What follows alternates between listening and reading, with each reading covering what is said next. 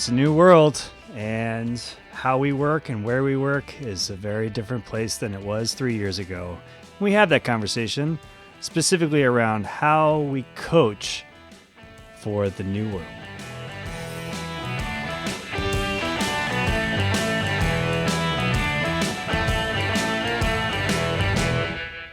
Welcome to Agile After Dark, the podcast that addresses Agile topics not talked about in the light of day.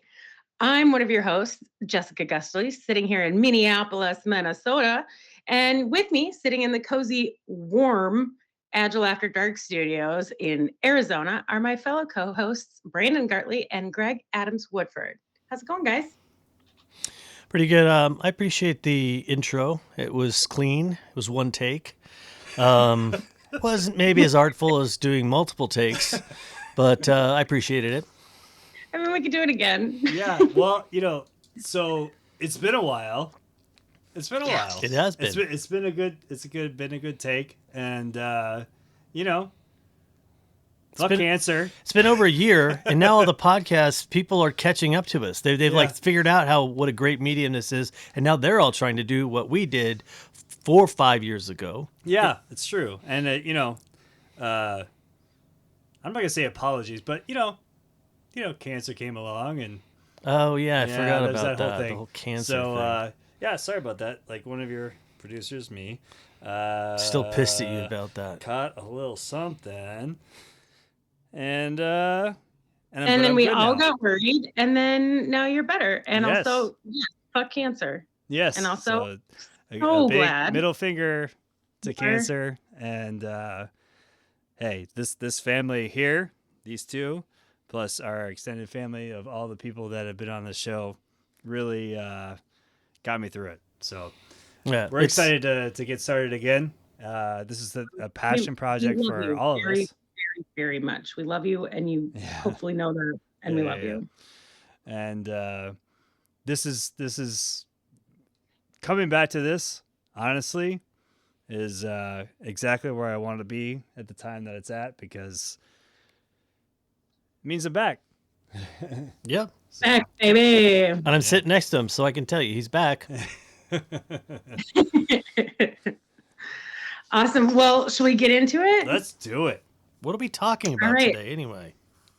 Well, quite excited for today's episode, and the episode today is In Yo Face.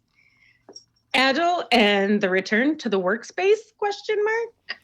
Is this a title that Brandon came up with? It sounds very Brandon-ish. Yeah, and can I just say the subtlety of just saying like in your face? Really, there's something to the beauty of her actually saying it the way that it came out in my mind, but I also somewhat miss the Greg, very flat Greg, like not quite pitching what it is. Yeah, like yodeling. Yo. I had to read it a couple times before I understood what was happening. I thought there was a misspelling. Brandon fell asleep on the keyboard. There was a few extra O's in there. I wasn't sure, but I finally got it. I asked my wife, and she told me, "No, it's It's usually some kind of cultural reference we have to catch you up to." Yeah, it is true. It's true. But here's the thing: we're switching it up. Whole new show, whole new episode. Yeah, Greg, in your face. Yeah, so we're not going to do any more Transformer, kind of titles anymore. Oh, I still need to get like the pad thing that goes. Yeah, the whole thing. Yeah, need to do that for sure. So, all right, Jess, what do we got? Right. What's going on? Speaking of faces, and the fact that the two of you are in a studio together, and I'm not. One of the things that we talked about is, is it one of our tenets is face-to-face communication, right? Like we were born into Agile thinking like we absolutely have to be in person, co-located. We said that about dojos. We said it about, everything. And then there was this weird thing that happened globally called a pandemic, and we had to shift really, really quickly. And I think we learned a lot. There's a lot of stuff out there, but there's also a really interesting sort of argument in the tech sector right now about, actually not just tech. I mean, it's everywhere, about people coming back to work. So I literally just yesterday got a text from a friend whose office is giving them 2 weeks to return to work 4 days a week. And what that means is she'd already had a trip planned, and now she can't go on this trip because she was going to work remotely. And that's not even the worst of it. Think about the childcare for people who are working from home, things like that. I mean, it's crazy, but what do you guys think about this like argument? And No, Jess, I mean, I did, like my normal nerd thing, little yeah, research on this. Nerd alert. Nerd alert.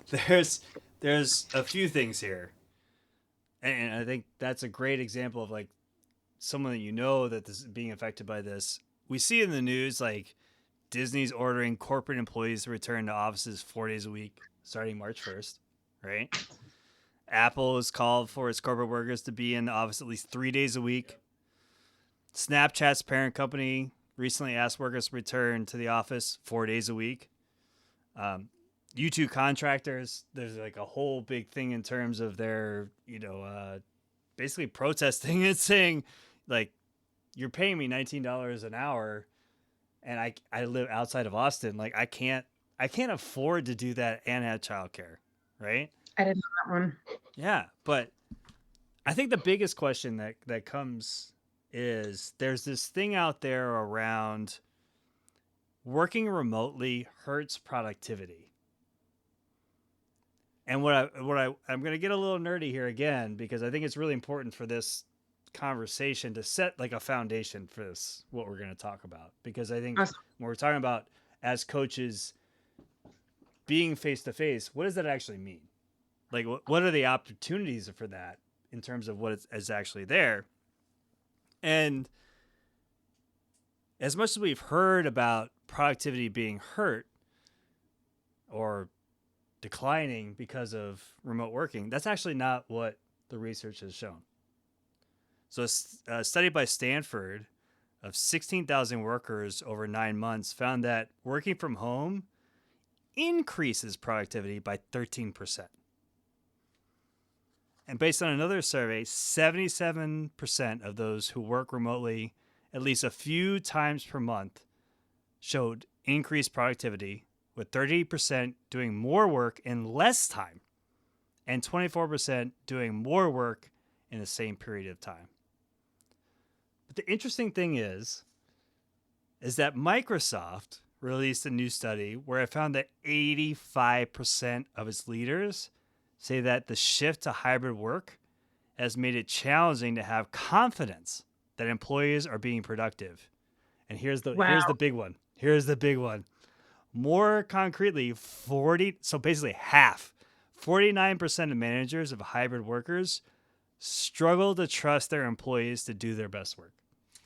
So this goes back to one of the rants I've had, I don't know how many countless times on this podcast, which is management is typically the source of behavioral sort of inadaptation of a model that comes in a changing environment. They understand they have to manage. I have to manage. I got to manage this person. I got to manage that. I got to be in control. Control being the operative word. If I can't see it, I don't control it. I don't trust it. And that's a typical management problem. And it's taught in business school, right? I mean, not that specific thing, but how do you control? What's the data? Show me the data. I need to see a report. I need to see, where do you think weekly status reports came from? Right. It's the same. Red, yellow, green. I mean, oh my God, don't even get me started. But my eyes just rolled so hard in the back of my head. I think I saw the back wall. Yeah. Yep. 100%. Yeah. So there's actually a term that's coming out of this interesting thing from the world that we just came out of in the last 3 years. It's a thing called productivity paranoia. Okay. Where leaders fear that lost productivity is due to employees not working, even though hours worked, number of meetings, and other activity metrics have increased. Wow. Let's think about it in terms of the people that we work with. When I'm working at home, you don't have the break to go, oh, hey, I literally had to get from this part of the office to that part of the office. and I need my 5 to 10 minutes to go. No, it's like meeting. I was like, can I go to the bathroom, please? I actually had that today. I was like, hey guys, I have to leave this meeting 5 minutes early because I have to go to the bathroom. Because I've literally had the last 4 hours meeting to meeting. Well, and also don't forget this thing is the thing with the pandemic. Look, we were working in distributed models before this. Okay, this shouldn't be a huge surprise to anybody. Yeah, it was a much bigger percentage in different roles or whatever, but people have been distributed for a long time. So, for instance, my wife works for a big, multinational company. They got people in Paris and New York and Phoenix, and they have to. So my wife has to get up at 5:30 and go to a meeting. There's no way she could. It doesn't matter if she was in the office to do that. I mean, she's one person with 3 other people in Paris and 5 other people in New York. I mean, it doesn't.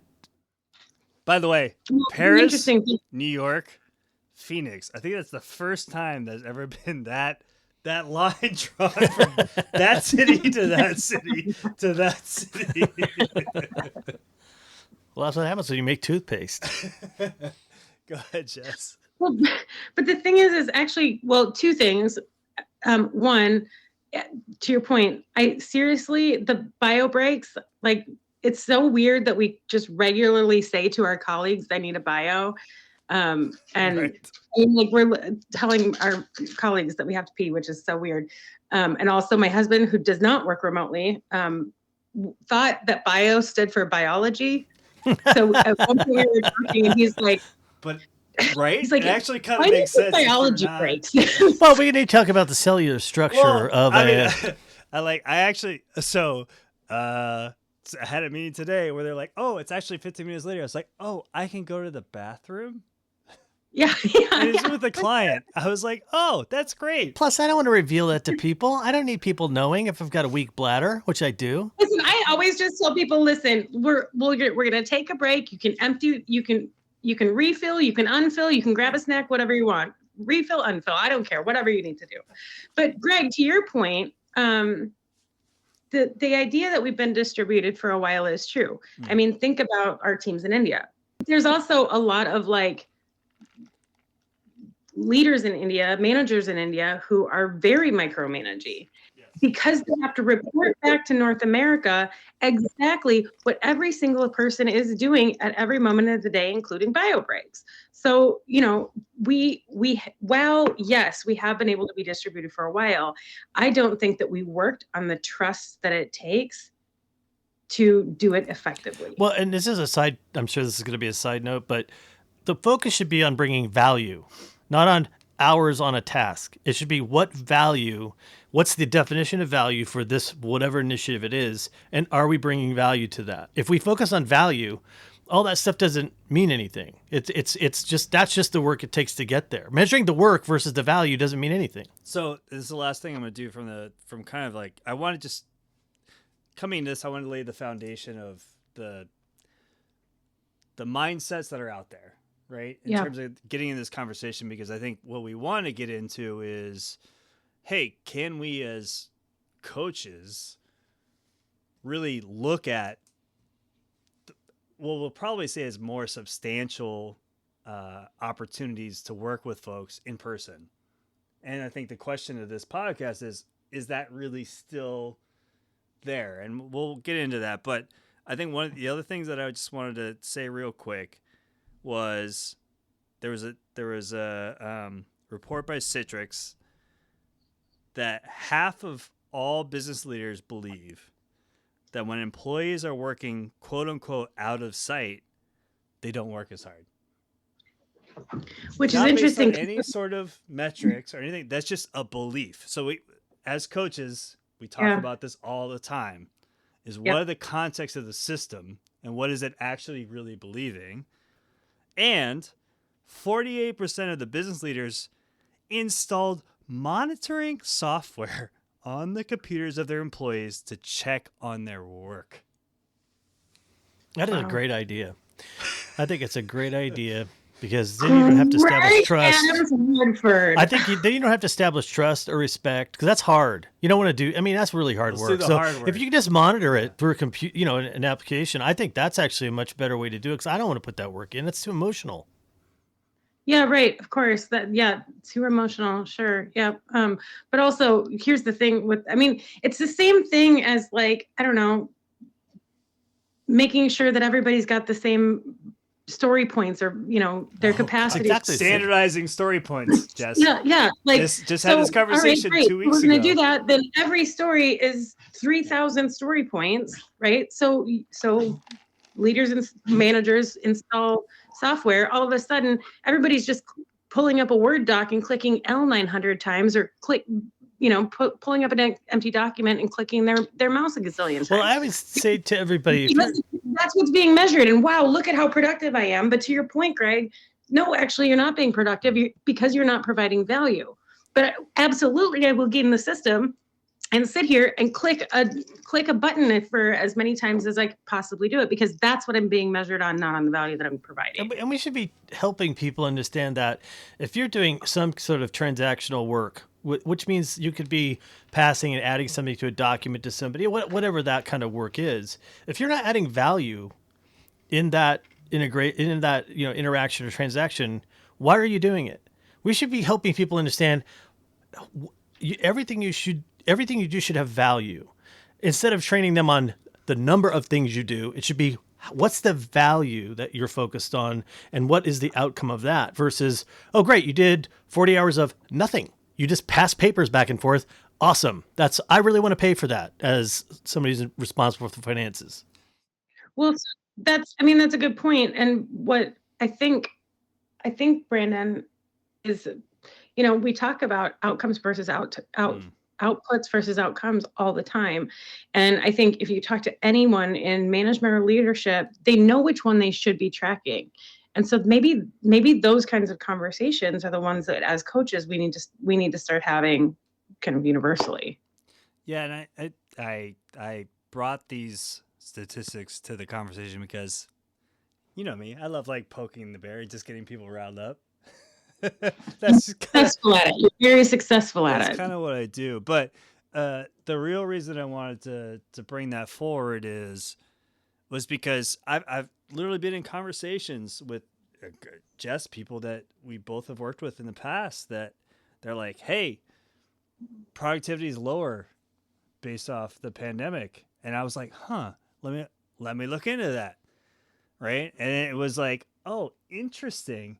It's all about the PR and marketing around this, in terms of there's definitely stuff being put out there, but the heavy research shows actually that's not true. So for us as coaches, this is what we want to kind of get into this episode. And we'll talk about kind of the more tactical things in the second part. But in this one, I kind of am interested in having the conversation around the environment that we're seeing coming out of the pandemic, which is nothing we've ever seen before, by the way. What are we seeing in the different roles that we play in the different places that we've played them? What are we seeing in terms of what's the most, I want to say tactile stuff, in terms of when you start to see like the light bulbs go off? What are some of the opportunities or things that you've seen that you've been doing that have really connected with people? And has that been remote? Because that's the question. Can we do some remote? Can we do some in person? Can we not do some of the things that we want to do in person? Can we do it remote? I'm just kind of want to throw that to the both of you. Well, I've definitely got some thoughts on this and what you're talking about. I think one of the things, so you asked what's worked, I think was sort of one of the things that you asked about. And the thing that I've seen be most successful in terms of managers and leaders being able to go, oh, they're working, they're doing their jobs. And not only that, but people are stuck here, and here. Here's how I can go help and support. Let me remove those roadblocks. I'm gonna go back to something that I say a lot. So we have the same who, right? It's all of us who are doing the work. We have the same what, it's the work that we do. We have the same when, it's our deadlines or whatever that is, right? We have the same why. Hopefully we all know why it is that we're doing the work that we do. We lost our where. And the teams that I've seen be really, really successful, they have a new where, and it is a virtual where. So like I've got a team that has a virtual, it's an infinite canvas, and they literally have a room built out. Like there's a table, their Kanban board is up, there's a window on one of their walls, and they change out the scenery all the time. They have Valentine's Day decorations up. I just saw that one, Jess. Yes, they do. And they have like, we used to have when we were in person, they have their mission and vision up. They have, their pictures that they took over the weekend. They have the posters that are like, invest and, innovate, and all of that stuff is all located in the room. But not only that, they have like leadership message board. So here's the information that I need you all to have in, over the course of this week or whatever it is. Like, hey, by the way, we've got company kickoff coming, or, don't forget to request your PTO off, or any of those things that just like general kind of the need to know stuff that would take an email, a Slack message, or God forbid another meeting. Now it's posted, it's there, it's available at all times. They've got their metrics up, and stuff is moving around their Kanban board, right? So now leadership doesn't have to ask for a status meeting every 30 seconds because they can see exactly what's happening at all times. And not only that, the team is coming together to do things like celebrate. So they celebrate each other. They give team shout outs on a board with their pictures and their names and specifics around what they did because they were missing celebrating. They've got their internal weather forecast up there. I'm cloudy today. I'm not doing so good. Great. As a leader, I can come in and be like, Brandon is, stormy today. I wonder what's going on. Maybe I'll grab a one-on-one, right? They've got their bandwidth. Who's way overburdened and who has some space? All right, if Greg is overburdened and I actually have some bandwidth, what am I going to do as a teammate? I'm going to go say, hey, Greg, how you doing there, bud? Is there anything I can help you out with?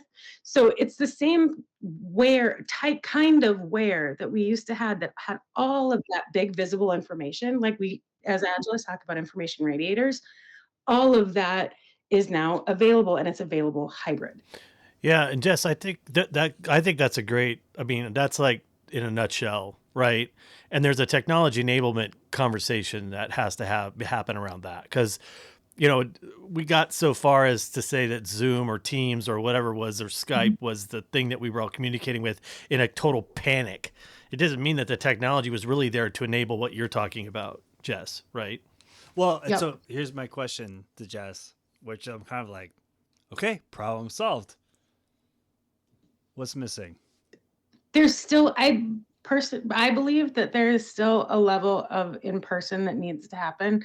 I'm a people person though, so introverts might not feel the same way. I was also just at a all company meeting, and there is intentional time built in to build relationships, because as much as we do icebreakers or fun activities or all of that stuff over Zoom or Teams or whatever it is, there is something different about building connection in person, like a 3D whole wide human that is different. And I think that we have to be very intentional about those times together. So we can connect over Zoom in a way. We can share our pictures from the weekend and do all of that stuff. But there's something special about building our heart-to-heart connections that happens much more readily when we're in human form. And I think that those impromptu interactions, conversations, those are the unplanned things. So many good things happen.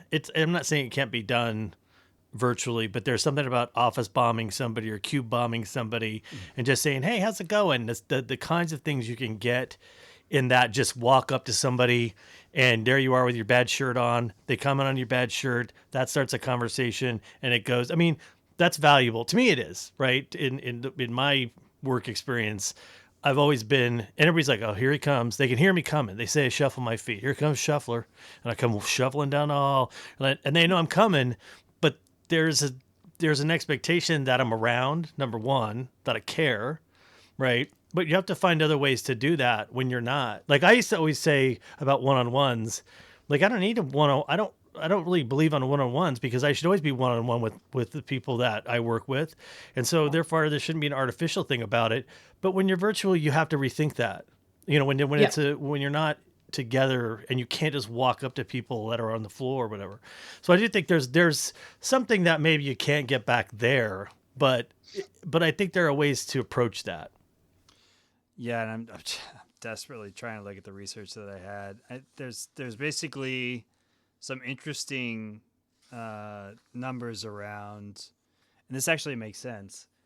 Around, when we're talking about productivity, I actually feel more productive because I'm not in my cubicle and having my friend Joe come over the cubicle and have conversations with me. So I have been accused of dragging down production so many times in my career because of me walking around bugging everybody. Right? I have been told, stop it now. You're inhibiting productivity. So there's that too.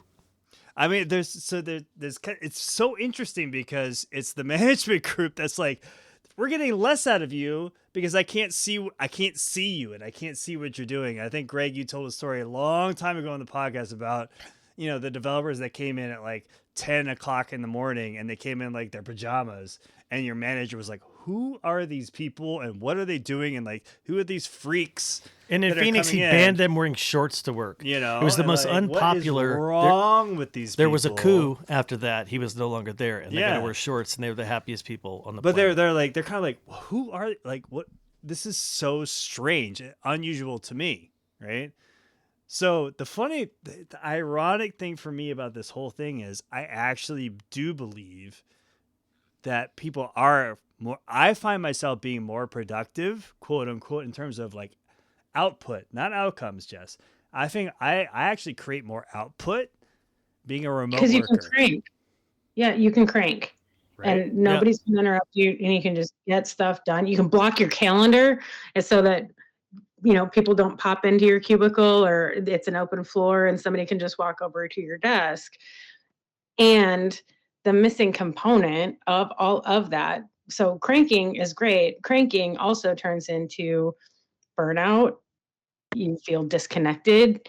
You aren't connected to the purpose of the why of what you're doing or the why of the company. I mean, there are definitely valuable things to be had about being in person that is really difficult to replicate, but productivity isn't one of them. But let's not forget the fact that when somebody's remote and they're in their bedroom and you see that they have a Hello Kitty bedspread and they're a 50-year-old man, that makes for some good conversation. Okay. It's a very specific example. I get to meet a porcupine named Pickles. I was so excited about it. Never would have gotten to do that. Very specific example, yeah. But I think it's just the irony just slaps me in the face. Whereas, the Microsoft and Citrix study is just this is what I want to get into the coaching stuff for the second half of this conversation, right? Yeah. Which is the interesting part of it is that the productivity in terms of output actually is shown to be higher because I have less distractions overall. And I'm able to do meeting. I'm able to go from meeting to meeting, no problem. Context switching, screw it. I can actually go from thing to thing. And that could be my whole day. I'm I get to the end of the day, I'm what the hell did I just do? What did I actually produce?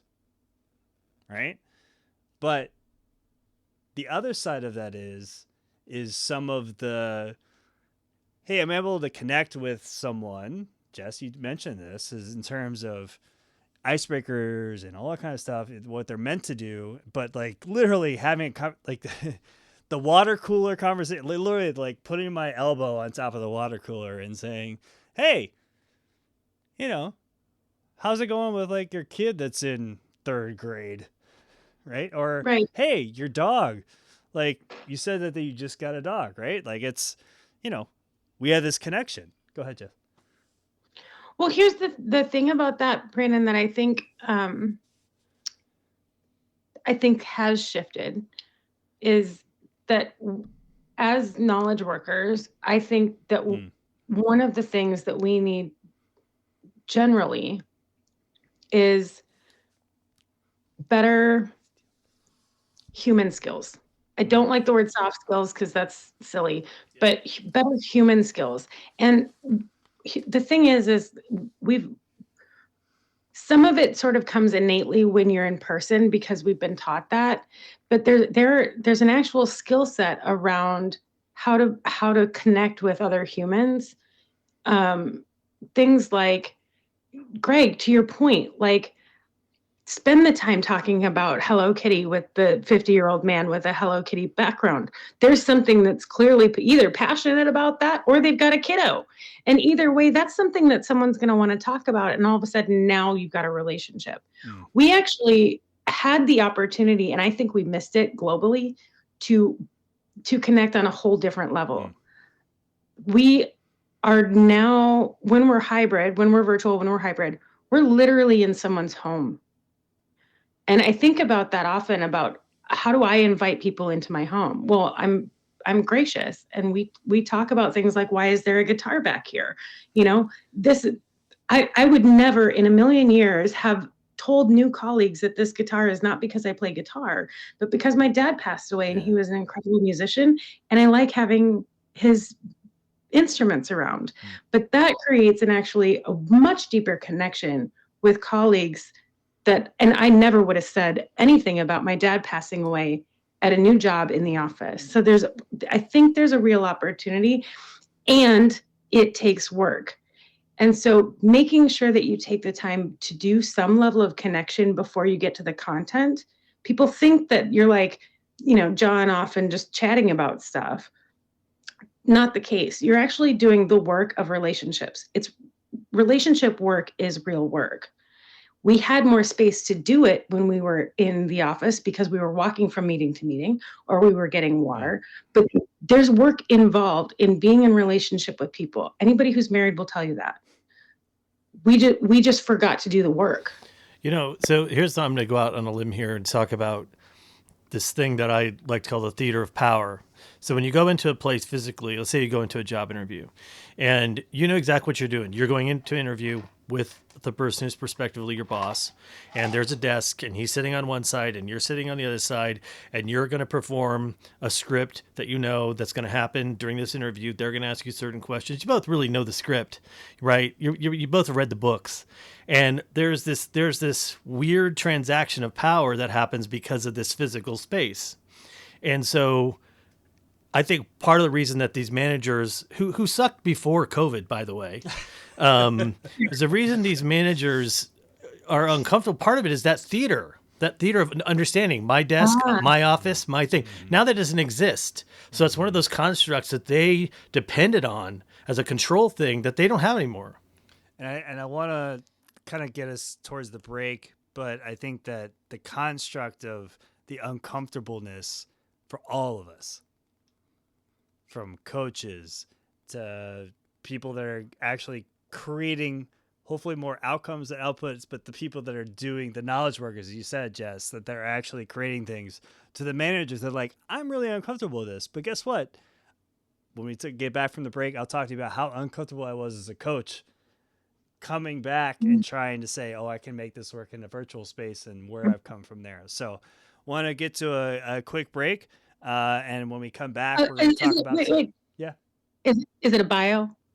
Oh, it's a quick biology bio break. Okay, are we going to talk about the heart, the lungs, circulatory system? What part are we going to be talking about? I'm going to take a pee on the cactus outside real quick. Because it doesn't like water. My bio break means getting out of the drink. That's right. All right. We'll see you guys on the other side. All right. Unfill, refill.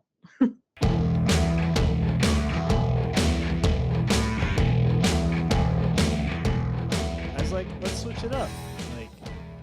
Let's switch up who does like the intros and all that kind of stuff. And I nominated you. I see that. It's really easy. You won't mess it up. It's pretty simple. It's one sentence. 4 takes instead of 8. That's right. I mean, yeah. Although, I think it'll be one take. It's really simple, Jed. It's just one sentence. How hard could it be? Gee, I don't know, Greg. How hard is it? It's not at all. It's really easy. Although he shows up here and he was like, Did you print out the outline for me? I read it. I just needed something to write notes on, and I already wrote a note. Read it? You really read it? I did, yeah. I thought it sucked, but I read it ahead. I wish I wouldn't have.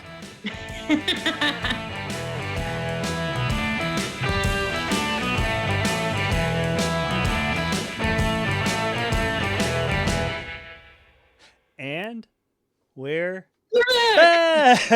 Yeah, we're back. Here we are.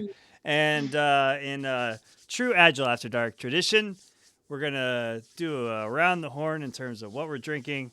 Let's start. And by the way, I'm a little nervous because Jessica, in the pre-conversation, held up an opaque glass of some sort. It's not a glass. It was like a cooler thing. And I'm a little worried about what's in there because it'll be interesting for the reveal. I'm looking forward to it. That's all I'm saying. So we should start, is what you're saying. Okay. So I'm actually the whole cancer thing actually got me really into non-alcoholic beer. That's actually, it's not like it doesn't have alcohol, but it's just like a very, very small percentage of alcohol. So I'm drinking this thing called Groovy Mocha Nitro Stout, which is kind of a cool beer, except for it tells you to shake it, and every time I do it like fucking sprays everywhere. It's like those widgets in like Boddington's or something. It doesn't have the widget in it. Yeah, I can't. I think I might have to just like open it up and put it in and see if it still tastes good. But I love the fact that they put that on there as a joke, and you still do it every time. It's just like shake it, and then like spray it all over yourself and your carpet. And there's a camera in it that takes a picture back to their website, their marketing website. All right, Gregory. Oh yeah, so I'm drinking a very unusual drink for me. It is a healthy drink actually because it has cranberry in it, but then also vodka. So in a short glass, because you don't want it in a tall glass because that'd be too much healthness with the cranberry. So you would prefer to have it less cranberry color than clear. Right. So you're drinking a Cosmo, but with ice. So I don't like to call it a Cosmo. I like to call it a Combat. And Combat. To combat your combat. Okay, all right. Just go watch combat my sobriety. You know what I'm about to say. Combat my feminine side. Yeah. Okay. So you were wondering. Well, obviously, I'm drinking meth because I don't want you to see what I'm. Just kidding. Glass of wine, and it is a glass of wine from a wine bottle that was open on my counter. Oh. So, although you did have me thinking about the non-alcoholic stuff. One of my good friends, Ben, just started working at a new company that's a THC drink, like seltzer, whatever.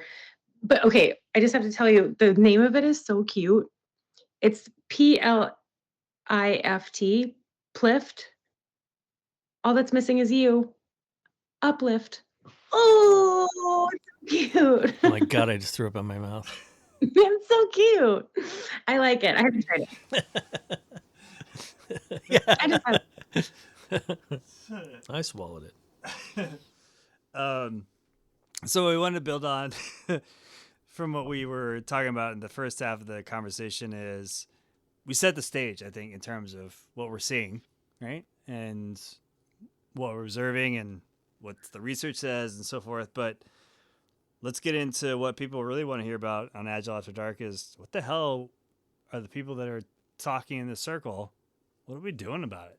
Like what are we actually like trying and experimenting with and failing and succeeding? Well, I'm always succeeding, so I don't know the answer. No, I'm just kidding. I think a lot of the failure comes when we're not doing something that we were talking about just before the break, when we're not putting the work into relationship, when we're not spending the time getting to know one another, when we're not asking about, their backgrounds. I mean, you both know that I'm a people person, so I've gotten to meet, I've gotten to meet a porcupine named Pickles. I've gotten to meet people's grandparents. I've gotten to meet chickens. Like, to me, again, I think of it as being invited into someone's home. And so, but it also takes the time, effort, energy, and to the productivity point, time to do that. So if you're opening a meeting, taking the time to say, like, for example, let's say we start a meeting. One of the first things I'll ask is, what in your area do you have that's of personal significance? Because we all built our own offices, right? So look at this. I've got a little elephant from India, and I'll tell you why it's important to me. Or I've got a picture of so and so, and they're important to me because, like, just opening with that, all of a sudden now we have some level of connection before we get to the content. Does it take time? Absolutely. And you know what, Jess? It's much more effective than what I used to do, which is break and enter people's physical homes to look at their stuff, because they really didn't. They were a little caught off guard. The cops usually were involved. It ended up with me with a record. So this is a much better way to do that. What you're describing, I think. I'm sitting here in our casita in the Agile After Dark studios. I think about all of like the kitchen stuff I have, and I think about Jeannie going around my kitchen in Bloomington, being like, "Why the hell do you have this whole big roll of this? And why do you have 3 crock pots? What's going on here?" 3 crock pots is a lot. Kind of building off of that, one of the things that I want to put out there is to be fully transparent was when the pandemic started. It was around my birthday in the middle of March, and my son was born 2 weeks later. Mm-hmm. So I had like a lot of time just to concentrate on, like, oh God, new kid, all this stuff. And the company I work with, like, it was great. I got 2 months off and so forth. Went back to the client that I was working with, and actually Greg and I were both working there, and they're like, okay, well, obviously you're not traveling, and you have to do coaching from remote. I struggled hard, because my whole quote unquote real valuable skill was reading a room, in my opinion. Yeah. Like, that was my big thing. I was like, okay, read a room, see what this person, I say something, I see someone react over here. I know that person. I've had that conversation. I'm able to draw out what they're doing and kind of that whole dynamic that's there. And I got on a call to do coaching. No one's got their cameras on. Can't blame them, really, because it's the beginning of the pandemic. So people are like, I don't want to show my office, Jess. I don't want to show my things that I have. Right. And I was really sincerely thinking, I was like, do I need to do like a career change? Because I don't think I can coach teams, organizations, what have you, remotely. Well, and this is what you and I were talking about a little bit before, Brandon, was that you have to, especially if you use, so I tend to use humor as a tactic, and it's easy when you're in person to be able to see something that you can call out that will get them off. Like if they're on a jag about something, like you can just say something a little disarming, and it'll get them off, to like get them to think, step back, pause, think. And when you can't see somebody, you can read it, you can hear it, but it's a lot harder to do. And the timing is hard, because timing is probably the hardest thing, because you don't know when to, and you're constantly, you hear people, it's like they're trying to break in, but they don't know if the other person is pausing or if they're just thinking, you know what I mean? That's a hard thing, I think. So that's part of it. I kind of want to put this question to Jess is, for me, I found myself going which I was always the pushing boundaries for me from the coaching perspective. And I went very hard towards consulting. Mm-hmm. I took off the coaching hat and I said, okay, based off my experiences, this is what I've seen. This is what I've seen. And like really being much more directive. And that helped me kind of get past that. And I've created more balance, but I'm curious, Jess, from your experience. Yeah. Do you think that's a good thing, Brandon, or a bad thing? I think it depends on the coach / consultant. I think for me, when because soon after that, I wound up taking the ORSC training and so forth. And that really opened my eyes to wow, there's ways to approach conversations around the overall system that are much more in the coaching realm than the consulting realm. So for me, it really helped me kind of sway back, but not all the It way back. regrounded I you. was I Yeah, was very hard into the coaching realm, and then I very much swung the pendulum swung very hard to the consulting, and I feel like actually I have a little more balance, kind of ironically enough. So, but I'm interested in Jess, your experience. Well, I'm not a very good consultant. But for me, it was more, I think, well, many things. I'm struggling because I'm thinking of like 8 different So routes. Jess, while you're thinking, let me ask the question: what is the difference between coaching and consulting? What is it? Because I agree with you. I don't think I'm a good consultant either, but I don't really know exactly what that means. What does that mean to you, Brandon? Because I think you're probably the most qualified. Yes, me. Yeah. Basically, what you're saying when you go to a client is, I've been at 5 or 6 other organizations that have gone through transformations. This is what I've seen. This is where the patterns are, and so therefore, you know, I see similar patterns here. So I believe that we should do A, B, C, D, and E. Like, it's a much less like, let's have a dynamic back and forth. It's much more of a, I have a model based off other experiences. Now, the tricky thing is the traditional consulting is like management consulting, which is like, they literally don't care what you say from a client side. They're like, here's the model. This is what you have to do. Here's your roles. Here's your things. Here's your stuff. Like, and Here's your deck. And here's your organizational chart, and I'm out.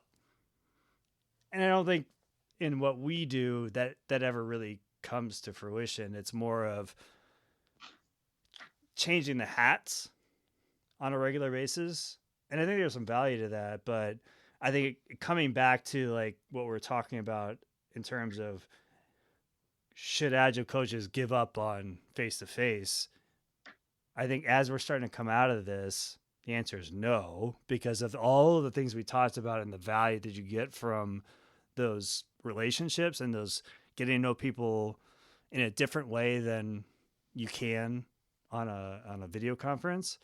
But I still veer, if you're talking about the pendulum stuff, I probably still veer a little bit towards the consulting stuff because of the distance stuff that I haven't traveled in a year and a half, or actually no, since you and I traveled literally, Greg, it was like the middle of March of 2020. Because of that, I had to really kind of balance more towards consulting a little bit, because it basically, I was seeing that's what the client really wanted, with some coaching in terms of, okay, I've said this, now let me get your reaction to that. Let me understand what you're seeing from that. So that's my experience. I don't know, Jess, what you've seen. Well, I think just for me personally, I mean, I was right in the middle of going through CTI. So I was like soaked in coaching at the time, and then went directly into ORSC. And so I think having just me on my own, I was able to pick up on this, the continuing the coaching side a little bit easier. Now I will say, when it's a random coaching opportunity where I'm not like using one of the ORSC tools or doing one-on-one, like more CTI coactive coaching, it is harder than doing it in person. And I think you have to be intentional and sort of set your intent, like going into every meeting, to be that. Excuse me. And it's I ran a workshop at a client whose organizational culture was no videos on Zoom. You don't have to. If you don't want to, you don't have to. So I literally spent the entire workshop talking to bubbles on a screen, or squares, or whatever, squares on a screen, like with a name. And that is impossible. It's, or at least for me, I don't know who can do it, but there was no physical feedback. I couldn't tell if people were leaning back. I mean, it takes a different level of attention to be present and seeing what's happening in the quote unquote room. But there are cues, like, are people sitting back? Are they sitting forward? Are they cocking their head? And I also enter into these moments and I ask people to not be oil paintings. Like, I need to see your reaction. Because, like, so videos on, please don't be an oil painting. If you don't like something, please shake your head. If you're super interested, like, I need to see what's happening as we have these conversations and as we talk, because there's so much information that we get from physical cues, because our bodies actually know a lot more than we do mentally. But I need to be able to see that. And actually it loosens people up, because they feel like they don't have to, like, from here up, have to be like this. They can actually be themselves, because it's different. But when you invite it in and you say, I want to see, I am curious, then you get a lot more from it. Do you think there's more? I was just thinking of a couple of recent examples. I tend to get more, I don't know if this is the right thing to say, but I tend to get more almost judgmental about somebody's attitude if they're not engaging. And it's probably not fair, because maybe they're shy and maybe I don't know them well, but it almost feels like, hey, look, we're all struggling here. Everybody's got to be all in. Like, even if it's uncomfortable, we are uncomfortable in, face-to-face circumstances all the time. It's like, I get a little judgy on those people. Like, hey, we're all suffering and figuring this out. You got to contribute, man. Like, So that's actually a really interesting point. And this is something that I think that we weren't good at pre-pandemic either. And I think that we have the opportunity to be better, because we need to be more intentional. Is there are actually different collaboration styles. Like, the way that we collaborate is as different as our Myers-Briggs, right? And all are valuable, right? If we have a more diverse group of thinkers together, our end product is going to be better. So we actually need different collaboration styles to be able to come together. But that means that, again, here's the intentionality in the work. Your facilitation skills need to be stronger. You need to be able to cater to different collaboration styles, right? So if I talk about my collaboration style, I'm kind of a twofold. For me, I'm relational. I need to be in relationship with someone before I'm willing to start speaking. Both of you know that. I can be silent for a month before I start participating. And then all of a sudden you're like, where did this kid come from? You've got all kinds of ideas. But I need to be in relationship before I start being able to collaborate.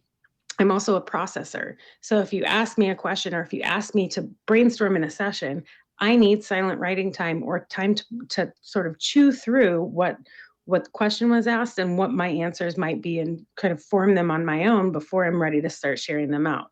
Now, they're not fully formed, but I need that time. There are collaborators who you get in a meeting and you say, let's brainstorm, and they just rapid fire out. They just go. That's phenomenal. We need them as well. And then there's like the super introverts that literally you need to do breakout sessions where you have a 2-person conversation, or again, silent writing time, something that's going to help them be able to process before they start collaborating. And so I think but we didn't do that in person either, right? It just got, like many things in the pandemic, it's like it brought a bunch of stuff to the surface. Like, a lot of businesses failed that probably would have failed in 5 to 7 years. Well, they failed in 2 months. Yeah, you bring up something interesting in that the world, and the tools that we use.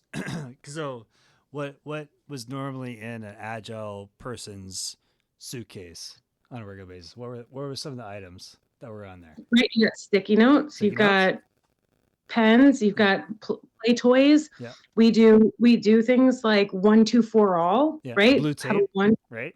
Blue tape, yep. Yeah. You spend a lot of time working on relationships. Yeah. Like, all of that stuff is really built into, I mean, it's not technically agility, but it's built into the agility coaching toolkit, to your point. Because we weren't good at it beforehand, before this stuff came along and people were thinking about it. I mean, a big part of Agile coaching is not just about Agile. It's about relationships. It's about inviting innovation. It's about collaboration, communication, and facilitation. So I think there's like a ton of stuff that's in there that's not simply Agile, but it is part of Agile coaching, and it helps with the hearts and minds that are changing. Yeah. I was thinking about the Post-it notes because I think about those folks that are less likely to share, and the Post-it notes in a way create some anonymity unless you recognize their writing, but they were able to just kind of throw things up on the board, and they were like, oh, it's a bunch of stuff up there rather than me having to speak out loud. Interesting thing is, you actually, Jess, you work at a place that's kind of is creating those virtual workspaces, right? And and I get to be part of it. Like he asked me, like, what is needed in terms of collaboration and what is needed in terms of how do we make spaces that are all of the things that I was just talking about. I mean, we talked about a long time ago when we were doing a bunch of dojo work. We were like, I put forth, was that 3 years ago? I was like, can we make this virtual reality? Like, can we, like, because that was our biggest thing to overcome was. Well, we had T-shirts. Can we literally one get a team, room? one room. Can we get? We had like one team, one room. God, was I our forgot thing, about right? that. Can we get a room? Can we get like a conference room with these people for 6 weeks? And the answer is, and they have to be in the same room. Yeah. And that was, that was real power. Yeah. We're like at like fly people in for 6 weeks. Like this, you have to be in person. I started that. I just that said one it. Team, one I room think, thing. yeah, Yeah. You might have. You might have. I mean, just a good term, but I agree. But it was the right. It was the at the time. It was very successful. Let's just put it that way. That was very successful model, right?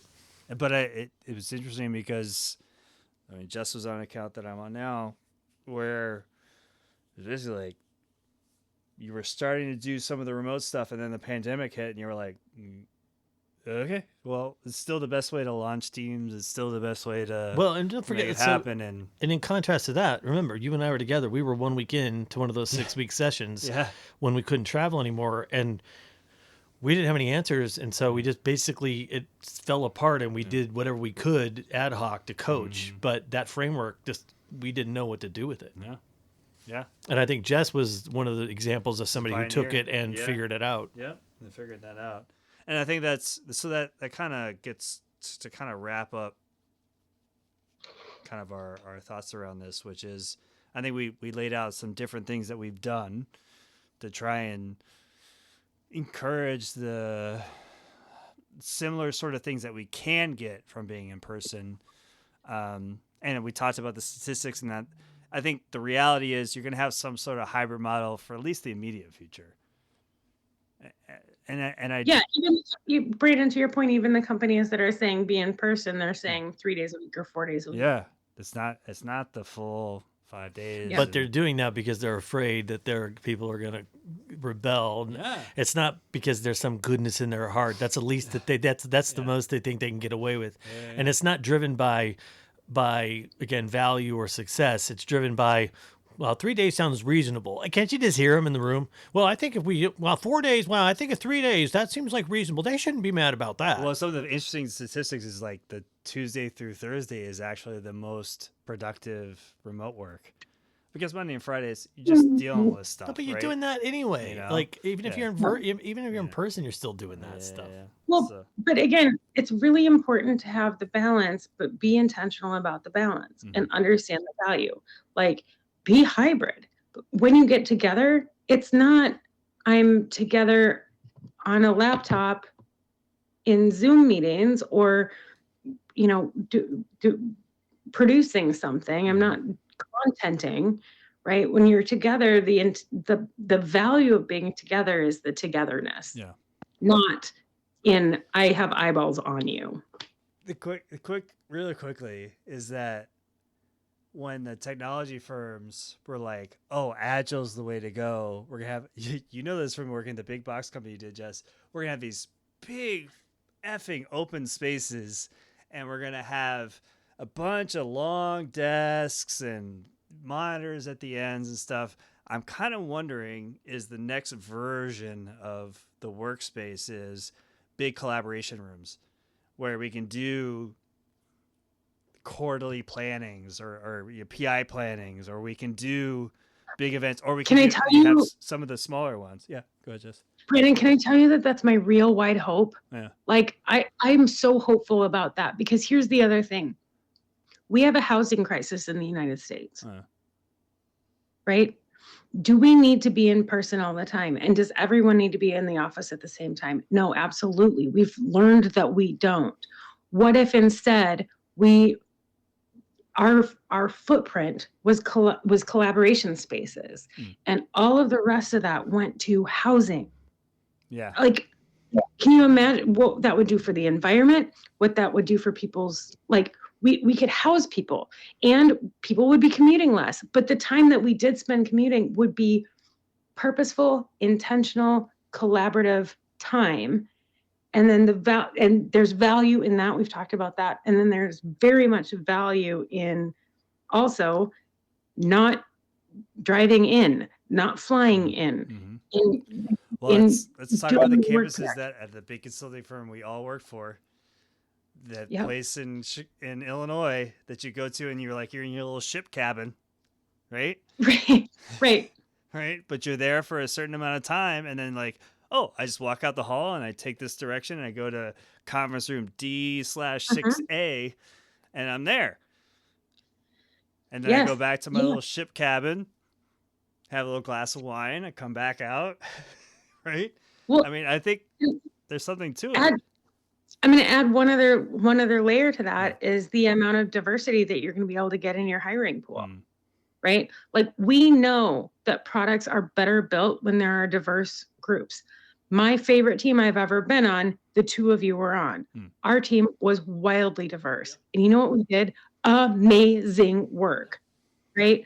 So if you can build from a diverse hiring pool, create amazing teams, be intentional about your collectiveness, do better for the environment, and solve a housing crisis. Who's not thinking of this? I agree. I love the big thinking there. Yeah, I do. And I think that diverse teams thing it's so critical, because, one of the things that I learned specifically to our team that we had was, especially if you speak a second language and English is your second language, you tend to solve problems in two different languages. And so the ideas that were generated by having people who have multiple language systems is pretty amazing, because the problem solving becomes a much more diverse, set of problem solving skills, because those people think differently because of language. Yes. And it wasn't just in terms of spoken language. We had engineers that were coders. Yeah, that's true. That's robotics, and I totally agree. Yeah, it was the most diverse group of thinkers I've ever been on, and the best team I've ever been on. And we're still together, even though we're not a team. We're still a team. We've all gone to various places. We're so close of a team that we call each other family and go on family vacations. Yeah, that's right. That's right. Well, want to kind of wrap up. This is a great conversation. So great to be back together. Thank you guys for, supporting me, and looking forward to many more of these. I think the idea is that we're going to do these more often as we can, and a lot of good stuff to talk about in the future. Yep, love it. I have to say, Brandon, it felt really good to do it. And we're back. And we're back. I think you guys are making fun of me, because I think I actually did that one time and you guys thought it was funny. No, it's part of the Saturday Night Live. I know, but I think I actually did it one time on accident. You did it, and then Brandon and I was like, and we're back. And you're like, and we're back. And then that now became the joke of the thing. Well, it's now part of the thing. So, for those of you that are listening, please feel free to send feedback to feedback@agileafterdark.com.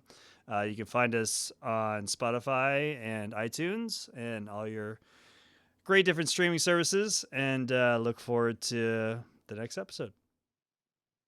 Bye-bye.